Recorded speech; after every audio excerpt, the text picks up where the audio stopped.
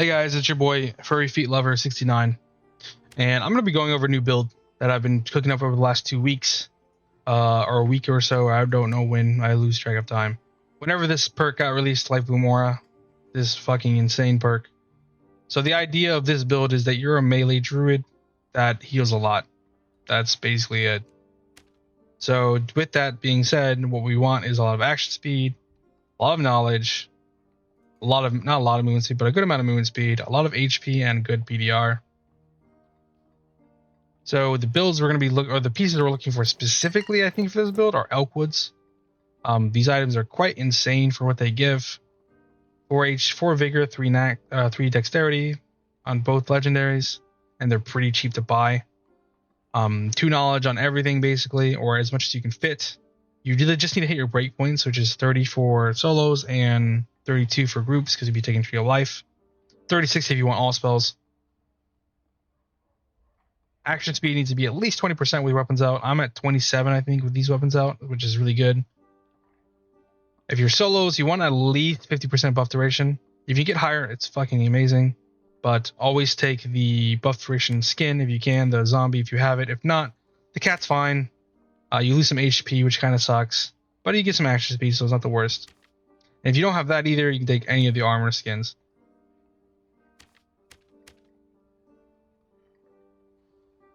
So let me go over what pieces we'll be using. Obviously, Elkwoods are what we're using for most of it. Then we'll be going over Frostlight Wardens. This is just like the best item for a druid to have if you don't want to be like super slow, have armor. 58 armor is a pretty good amount of armor, and 5 agility makes this like a 1 movement speed penalty, I think. Yeah, it's literally a 1 movement speed penalty. Not even, actually, it's like a 0.4% movement speed penalty. Brave Hunters gives us dex and agility, both things we want. Movement speed, more action speed. Fantastic. Get 2 knowledge on them and they're great. Slot in HP, physical damage reduction, buff duration, whatever you want. Ruggeds, great. This will give you HP, honestly. I think it gives me like 9 or something. Yeah, it gives me 9 HP. If you don't want to run these and you're okay with being lower HP, honestly, just take Adventurers. Adventurers would be fucking fantastic on this as well. You get more action speed, get some PDR if you're using Ruby Silvers. The Bear Pendant is honestly looking kind of troll, but it's so cheap compared to a piece. It's just worth it most of the time. So if we go for a piece here and look for buff duration, all ats, it's going to be like 9k probably for legendary. 8k. If you're okay with going a purple, you can go a purple instead, but then you won't be able to run true and buff duration or true and like armor or anything. But honestly, just for HP, so it doesn't matter too much. Are any of these good buff duration? It's true magic for some reason. This is 2.7k. This is probably what we buy if you buy any of them. But if we just compare this to a bear pendant,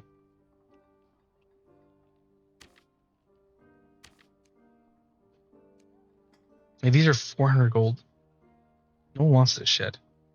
Everyone looks at buff duration and thinks it's a dead stat. So this is fantastic. 9.1% buff duration, 9 armor, put true in that. It's fantastic. It does give a lot less HP, but it gives you more PDR here. I'm sure if we look for max HP here, or even true, it'd probably go up a lot. Oh, this is 700 gold. We have to slot one thing in its HP. So, like, I'm buying these, actually. Yeah, I'm just gonna buy these. Now the price is fucked. Whatever. So, that's the build. That's the build idea. You will be kind of hard to kill if you don't get one shot, basically. Dreamwalk gives you time to heal. So with buff duration, this lasts up to 5 seconds, I think, for me, or about 4.5 seconds. So you can cast Restore, Nature's Touch, and maybe even Bark Skin with that. And you'll have all your spells up. You'll be healing a lot as well when you get hit. Natural healing just makes it's a free Troll's Blood, always running. So like you should always take this if you're taking like Fumora. These two are like mandatory. Dreamwalk, I would say, is kind of mandatory. Sun and Moon is the only thing that's really a flex. You can flex this out for Thorncoat if you want them to do more damage when they hit you. Against rogues, I guess. If you want, like Spirit Bond isn't terrible either. If you have a group teammate and he's frontlining and you're not getting hit that much. Everything else is kind of dog shit, I'll be real.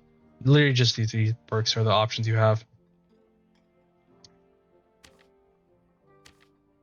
Spells. If you're not in groups, you don't take Lifebloom or Tree of Life. I mean, you take this and then you take this. Tangling Vines, Thorn Barrier, everything except for Tree of Life. I mean, so. Although if you're in groups, you take this and I drop Thorn Barrier, but if you want Thorn Barrier, you can take it. But you'll just need 36 memory instead of 32. I feel like it's really hard to hit that much while not trolling your other stats. So I just go for Entangling Vines, which I think is a little bit better. Summon Treant, blocking off doors. Arc Skin's amazing for yourself. Nature's Touch is good. Restore is good. Rending Grove is good. Dreamfire is good for burst healing, especially if you have magical healing. This will actually heal a good bit. And then Tree of Life is obviously just your buff ball item. So I'll go over my arena kit real quick with you. This arena build, you can actually craft just about everything except for the necklace. So I've been going Ice Fang for this build because I like the True, and I've just been using the crystal, Cycle of Vision Crystal in my other hand to cast. 160 HP, I'm going up to 10 magical healing with weapons out. I'm usually using the Rondell rather than the Lightbringer, but the Lightbringer is good. The action piece is really nice. If you can get 2 magical healing, you just sock out everything else. 24% or 24 memory capacity with my weapons out, or with my bow, I mean, I'm going up to 28. I have additional spell memory and then 4.5%, so it's pretty decent. Cast speed's 40%, 40% PDR. I get to around 20% action speed with my dagger and 23% with the Lightbringer. And this is just basically what you do. You're just kind of like a annoying piece of shit that kites forever. I actually will show a clip of me just kiting forever with this build that I ran, I think, the last day of Arena. I didn't play that much Arena, I think. I only played like 3 or my placement games. But if you have any questions about this build, leave a comment. I'm down to answer some questions. If you play the build and you want to give feedback, go ahead. Suggestions, I'm down to any suggestions you have. I've gotten suggestions from Party Chip and Frog, which I've integrated, taking Dreamwalk, using Elkwood Crown instead of Leather Cap, and using Buff Duration in the solo version. So I'm pretty open. This build I haven't played that much because I just haven't been enjoying the game, but I'm glad to share this build with everybody else so they can play it. Have a great one. See ya.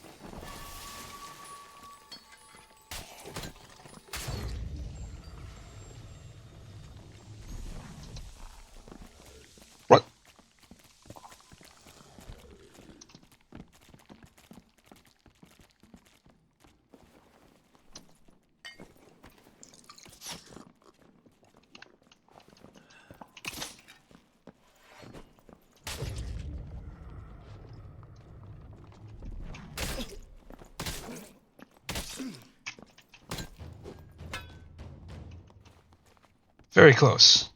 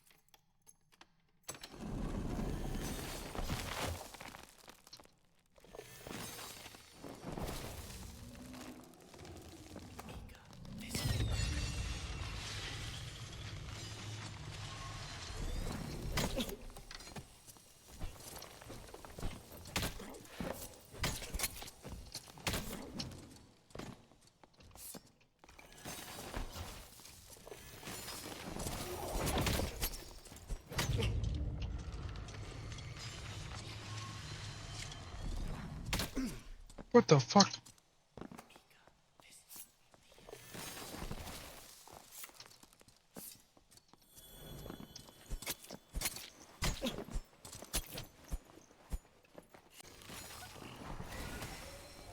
Back up, I'm blocking for you. Can't close the door though. I'm trying. I can block.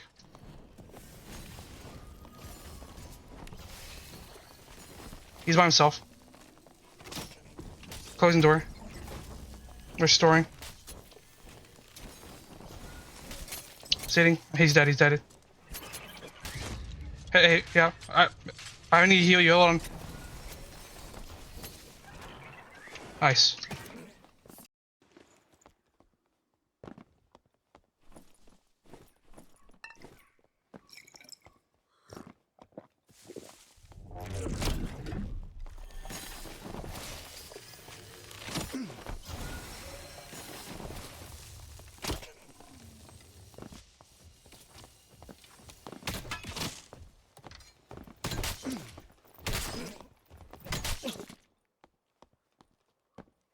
Just passing time, I'll watch it fade. Can't do too much anyways. In this small town, either way, I'm doing fine. I swear I'm doing okay. Am I really fine or